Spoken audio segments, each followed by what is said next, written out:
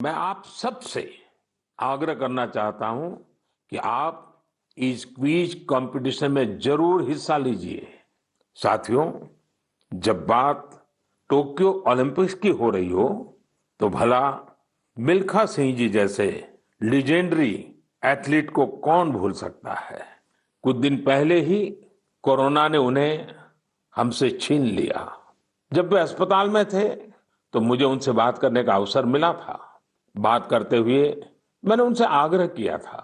मैंने कहा था कि आपने तो 1964 में टोक्यो ओलंपिक्स में भारत का प्रतिनिधित्व किया था, इसलिए इस बार जब हमारे खिलाड़ी ओलंपिक्स के लिए टोक्यो जा रहे हैं तो आपको हमारे एथलीट्स का मनोबल बढ़ाना है, उन्हें अपने संदेश से प्रेरित करना है।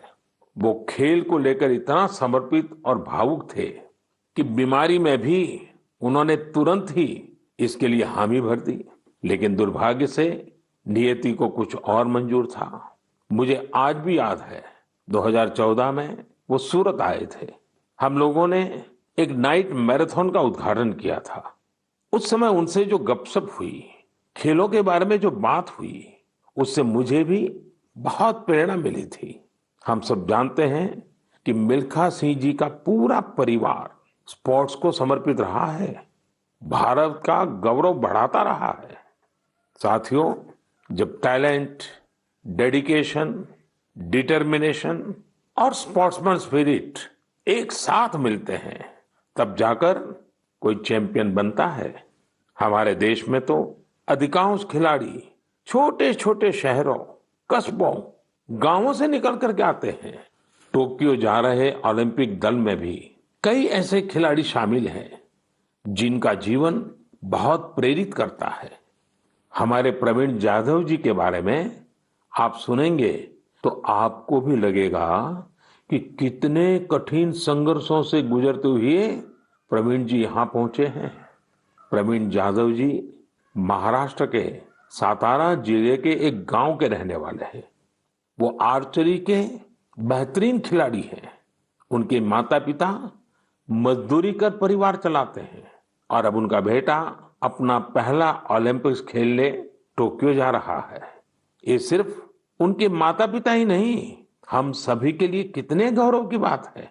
ऐसे ही एक और खिलाड़ी हैं हमारी नेहा गोयल जी। नेहा टोक्यो जा रही महिला हॉकी टीम की सदस्य हैं। उनकी माँ और बहनें साइकिल की फैक्ट्री में काम करके परिवार का खर्च जुटाती हैं। नेहा की तरह ही दीपिका कुमारी जी के जीवन का सफर भी उतार चढ़ाव भरा रहा है। दीपिका के पिता ऑटो रिक्शा चलाते हैं और उनकी माँ नर्स हैं। और अब देखिए, दीपिका अब टोक्यो ओलंपिक्स में भारत की तरफ से एकमात्र महिला तीरंदाज है। कभी विश्व की नंबर 1 तीरंदाज रही दीपिका के साथ हम सबकी शुभकामना है। साथियों, जीवन में हम जहां भी पहुंचते हैं, जितनी भी ऊंचाई प्राप्त करते हैं, जमीन से ये जुड़ाव हमेशा हमें अपनी जड़ों से बांधे रखता है। संघर्ष के दिनों के बाद मिली सफलता का आनंद भी कुछ और ही होता है। टोक्यो जा रहे हमारे खिलाड़ियों ने बचपन में साधनों संसाधनों की हर कमी का सामना किया, लेकिन वो डटे रहे, जुटे रहे। उत्तर प्रदेश के मुजफ्फरनगर की प्रियंका गोस्वामी जी का जीवन भी बहुत सीख देता है। प्रियंका के पिता बस कंडक्टर है। बचपन में प्रियंका को वो बैग बहुत पसंद था जो मेडल पाने वाली खिलाड़ियों को मिलता है। इसी आकर्षण में उन्होंने पहली बार रेस वॉकिंग प्रतियोगिता में हिस्सा लिया था। अब आज वो इसकी बड़ी चैंपियन है। जैवलिन थ्रो में भाग लेने वाले शिवपाल सिंह जी बनारस के रहने वाले हैं। शिवपाल जी का तो पूरा परिवार ही इस खेल से जुड़ा हुआ है। इनके पिता, चाचा और भाई सभी भाला फेंकने में एक्सपर्ट हैं। परिवार की यही परंपरा उनके लिए टोक्यो ओलंपिक्स में काम आने वाली है। टोक्यो ओलंपिक के लिए जा रहे हैं चिराग शेट्टी और उनके पार्टनर सात्विक साईराज का हौसला भी प्रेरित करने वाला है। हाल ही में चिराग के नाना जी का कोरोना से निधन हो गया था। सात्विक भी खुद पिछले साल कोरोना पॉजिटिव हो गए थे, लेकिन इन मुश्किलों के बाद भी ये दोनों मेंस डबल शटल कंपटीशन में अपना सर्वश्रेष्ठ देने की तैयारी में जुटे हैं। एक और खिलाड़ी से मैं आपका परिचय कराना चाहूंगा। यह है हरियाणा के भिवानी के मनीष कौशिक जी। मनीष जी खेती किसानी वाले परिवार से आते हैं। बचपन में खेतों में काम करते करते मनीष को बॉक्सिंग का शौक हो गया था। आज ये शौक उन्हें टोक्यो ले जा रहा है। एक और खिलाड़ी हैं सीए भवानी देवी जी। नाम भवानी है और ये तलवारबाजी में एक्सपर्ट है। चेन्नई के रहने वाली भवानी पहली भारतीय फेंसर है जिन्होंने ओलंपिक में क्वालिफाई किया है। मैं कहीं पढ़ रहा था कि भवानी जी की ट्रेनिंग जारी रहे, इसके लिए उनकी मां ने अपने गहने तक गिरवी रख दिए थे। साथियों, ऐसे तो अनगिनत नाम है, लेकिन मन की बात में मैं आज कुछ ही नामों का जिक्र कर पाया हूं। टोक्यो जा रहे हर खिलाड़ी का अपना संघर्ष रहा है, बरसों की मेहनत रही है। वो सिर्फ अपने लिए ही नहीं जा रहे, बल्कि देश के लिए जा रहे हैं। इन खिलाड़ियों को भारत का गौरव भी बढ़ाना है और लोगों का दिल भी जीतना है। और इसलिए मेरे देशवासियों, में आपको भी एक सलाह देना चाहता हूं। हमें जाने अनजाने में भी हमारे इन खिलाड़ियों पर दबाव नहीं बनाना है, बल्कि खुले मन से इनका साथ देना है। हर खिलाड़ी का उत्साह बढ़ाना है। सोशल मीडिया पर आप हैशटैग चीयर फॉर इंडिया के साथ अपने इन खिलाड़ियों को शुभकामनाएं दे सकते हैं। आप कुछ और भी इनोवेटिव करना चाहें तो वो भी जरूर करें। अगर आपको कोई ऐसा आइडिया आता है जो हमारे खिलाड़ियों के लिए देश को मिलकर करना चाहिए, तो वो आप मुझे जरूर भेजिएगा। हम सब मिलकर टोक्यो जाने वाले अपने खिलाड़ियों को सपोर्ट करेंगे। Cheer for India, cheer for India, cheer for India. मेरे प्यारे देशवासियों, कोरोना के खिलाफ हम देशवासियों की लड़ाई जारी है, लेकिन इस लड़ाई में हम सब साथ मिलकर कई असाधारण मुकाम भी हासिल कर रहे हैं। अभी कुछ दिन पहले ही हमारे देश ने एक अभूतपूर्व काम किया है। 21 जून को वैक्सीन अभियान के अगले चरण की शुरुआत हुई और उसी दिन देश ने 86 लाख से ज्यादा लोगों को मुफ्त वैक्सीन लगाने का रिकॉर्ड भी बना दिया। और वो भी एक दिन में। इतनी बड़ी संख्या में भारत सरकार की तरफ से मुफ्त वैक्सीनेशन, और वो भी एक दिन में, स्वाभाविक है इसकी चर्चा भी खूब हुई है। साथियों, एक साल पहले सबके सामने सवाल था कि वैक्सीन कब आएगी। आज हम एक दिन में लाखों लोगों को मेड इन इंडिया वैक्सीन मुफ्त में लगा रहे हैं, और यही तो नए भारत की ताकत है। साथियों, वैक्सीन की सेफ्टी देश के हर नागरिक को मिले, हमें लगातार प्रयास करते रहना है। कई जगहों पर वैक्सीन हेजिटेंसी को खत्म करने के लिए कई संगठन, सिविल सोसाइटी के लोग आगे आए हैं और सब मिलकर के बहुत अच्छा काम कर रहे हैं। चलिए हम भी आज एक गांव में चलते हैं और उन्हीं लोगों से बात करते हैं वैक्सीन के बारे में। मध्य प्रदेश के बैतूल जिले के डुलारिया गांव चलते हैं। हेलो, नमस्कार। नमस्ते जी। मेरा नाम राजेश हिरावे, ग्राम पंचायत डुलारिया, भीमपुर ब्लॉक। राजेश जी, मैंने फोन इसलिए किया कि मैं जानना चाहता था कि अभी आपके गांव में अब कोरोना की क्या स्थिति है। सर, यहाँ पे कोरोना की स्थिति तो अभी ऐसा कुछ नहीं है यहाँ। अभी लोग बीमार नहीं है जी।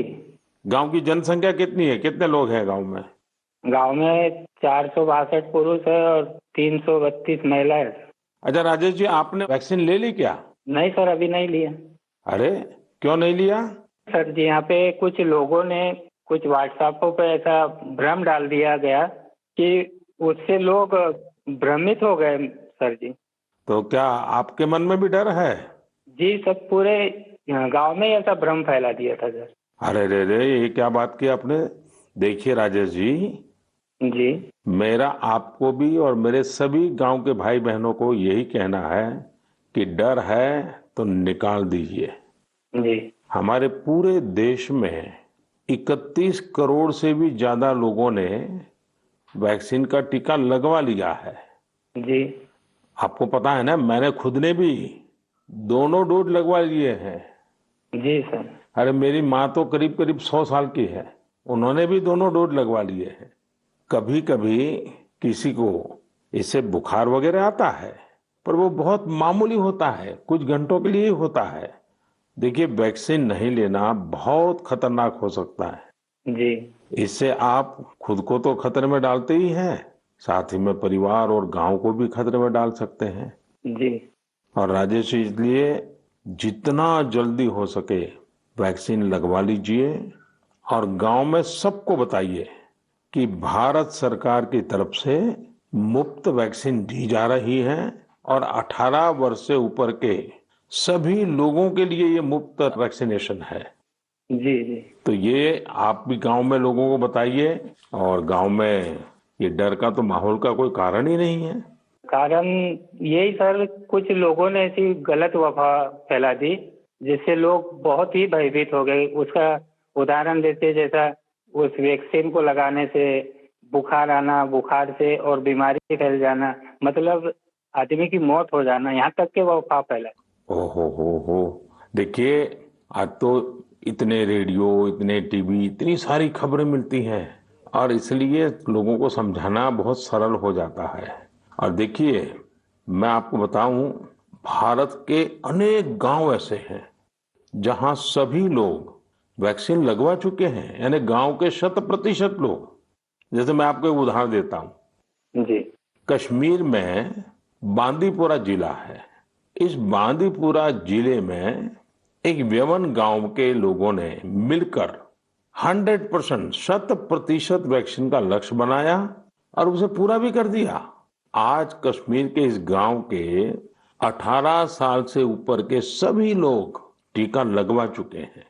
नागालैंड के भी 3 गांवों के बारे में मुझे पता चला कि वहां भी सभी लोगों ने 100%, 100% टीका लगवा लिया है। जी जी राजेश जी, आपको भी अपने गांव, अपने आसपास के गांव में ये बात पहुंचानी चाहिए। और आप भी जैसे कहते हैं भ्रम है, बस ये भ्रम ही है। जी जी तो भ्रम का जवाब यही है कि आपको खुद को टीका लिखा करके समझाना पड़ेगा सबको।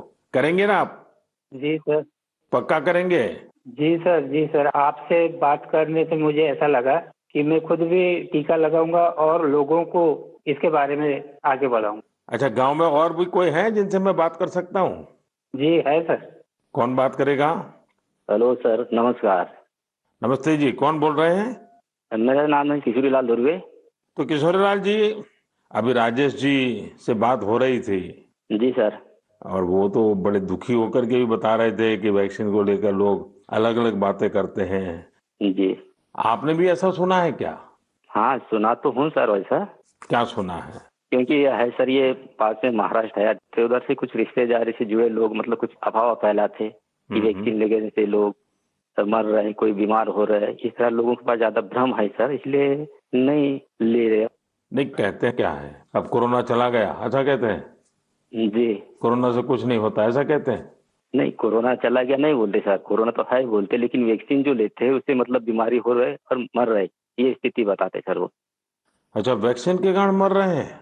अपना क्षेत्र आदिवासी क्षेत्र है सर, ऐसे भी लोग इसमें जल्दी डरते हैं, जो भ्रम फैला देते इस कारण से, मतलब लोग नहीं ले रहे सर वैक्सीन।